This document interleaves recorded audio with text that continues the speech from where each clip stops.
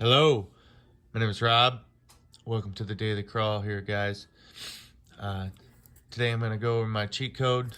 I'm going to try to go into depth every little bit on the cheat code and what I've done along my journey of building this. I think I've got it in a configuration that I like best. Seems to balance itself pretty well. Well, that side's fidgety, but it will balance.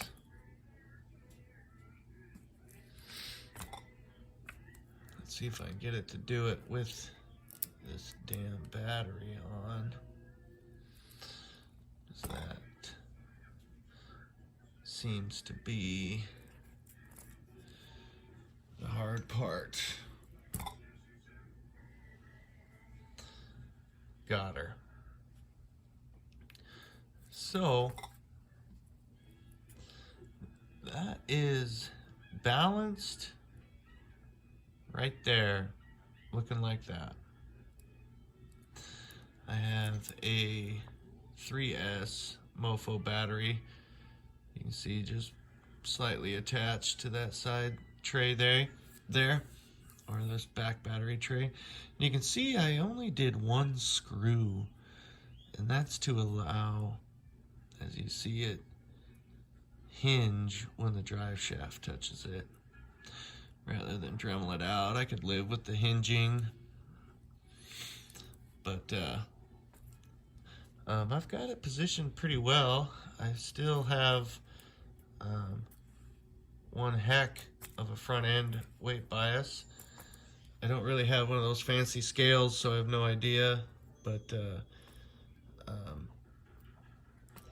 you know, if I pick it up just perfectly, it's balanced pretty well. There we go. That's right in the center. Right in the center. Boom.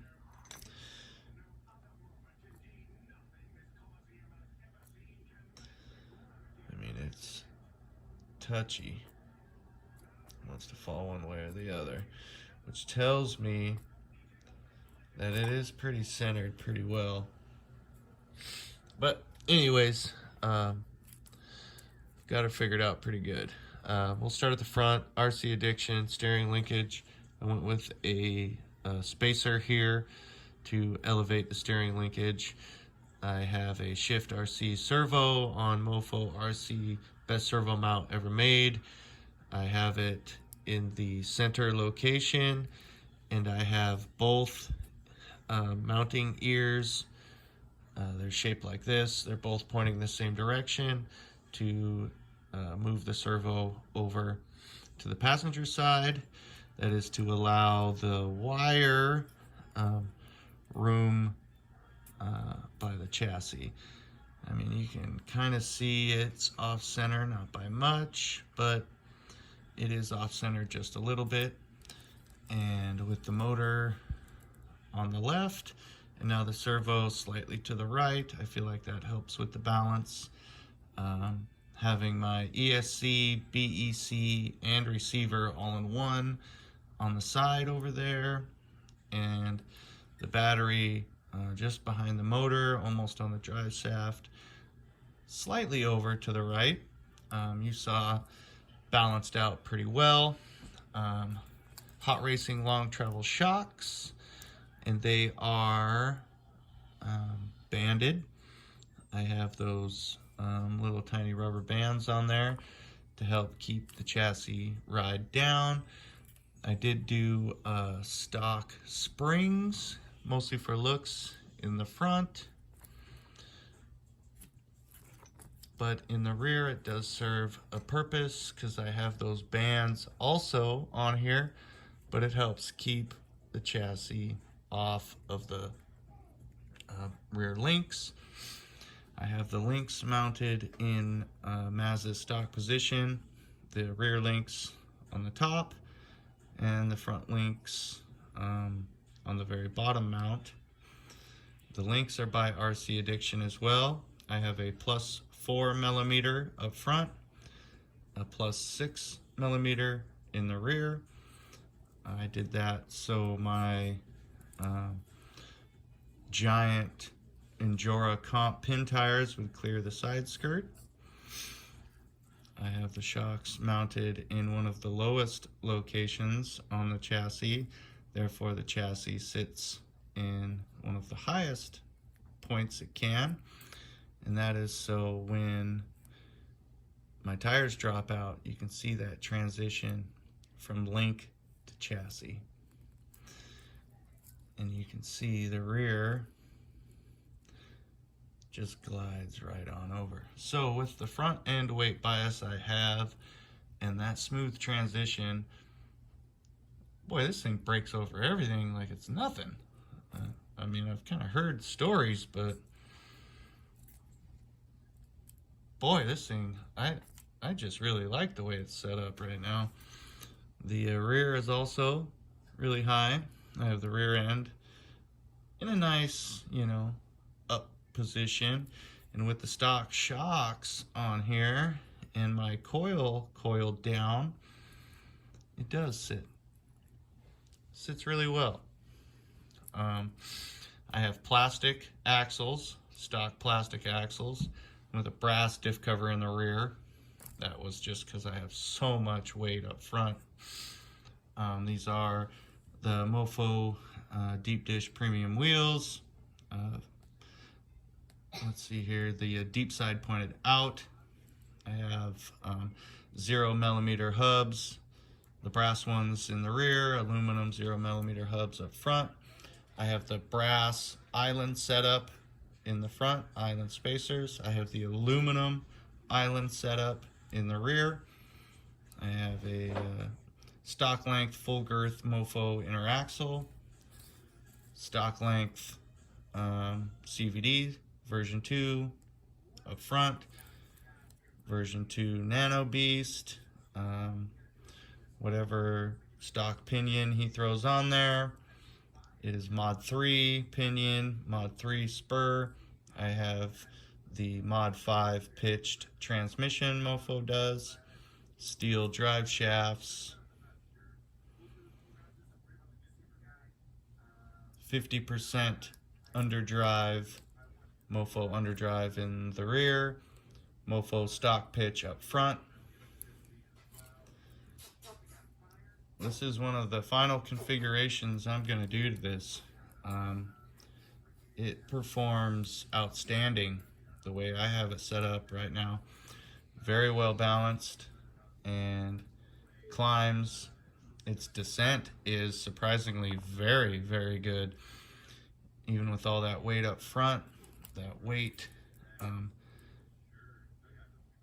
is balanced pert near right on the screw. So just the slightest tire roll and it's gone, it's over. As soon as those links crest right into the chassis, it's on its way over the obstacle. I've wire loomed all my wires, cleaned it up, think it looks pretty sharp. I have since I extended it 4mm, I have this probably in a more front position than other people. The servo does ride right here. They put a piece of Velcro right there. It was starting to scuff the paint, so I just kind of, and the chassis might sit just slightly higher, but I mean, what's a millimeter?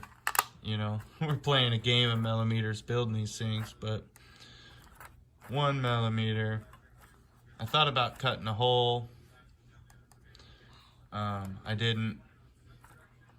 I shaved, the tip of the servo horn right here, rounded it, shaved it, and that helps when it's hitting up there. Painted this body, it's a cliffhanger body. I put a stencil on here by Acid Tactical and then painted it with that color shift paint. Let the paint dry, then painted it with a metallic black, kind of glittery black, and then pulled the window masks and then painted the windows a black. And it turned out pretty well. First body I'd ever done. I like the shredder. That's what I named it, because it's just gonna shred gates, you know. Just a gate shredder. Oh boy, that was close. Sometimes it balances. I think it's just the shocks finally resting. And then if you're lucky, it'll balance with the body on. Sometimes it does, sometimes it doesn't. But that's with the body on. It's all a... Ooh, it's close. You know, ideally you want it with the body on, but I've got it riding pretty well that I'm not too worried about it. I mean, she don't hardly ever want to tip over unless you're doing some extreme stuff, but that's what you get the cheat code for, is to do the extreme stuff, because this thing goes almost anywhere. I don't know how anybody could dog it, you know. I made sure I had a Mofo monster truck tire worth of flex all the way around. So I really dig that. Gosh, that's a cool view. The carbon fiber, that Shift RC servo in there sure looks sharp. I like it. I dig it. Could probably use a better servo horn, sure, but it is what it is. Big shout out to Maz. Thanks for building such an amazing chassis, man. I pretty happy with the way my little truck turned out. It's very capable and narrow, you know. I tried making something that you could actually use in a competition. It is 4.7 inches wide. And I know that's pushing it for competition. You probably want to be 4.5. If it, I don't even know what stock width is, but I'm close to, gosh, inverted DDPs are a +2, and then the island spacers are a +4, so I am pretty wide.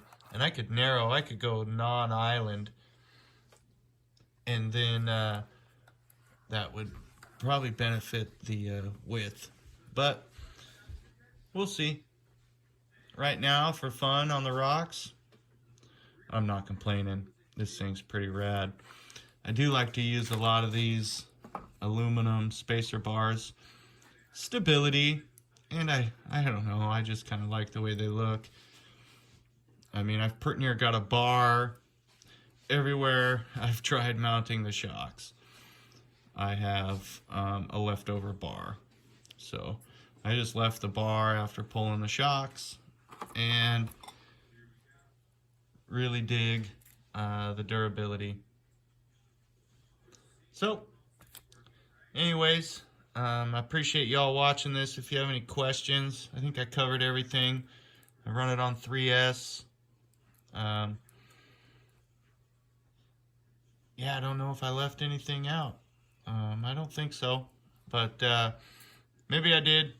But that's my setup for now. If you have any questions, hit me up. I'll see if I can't maybe post some of this stuff where I got it, I guess. Somebody's been asking. So we'll see if I can't figure that out. I don't usually edit.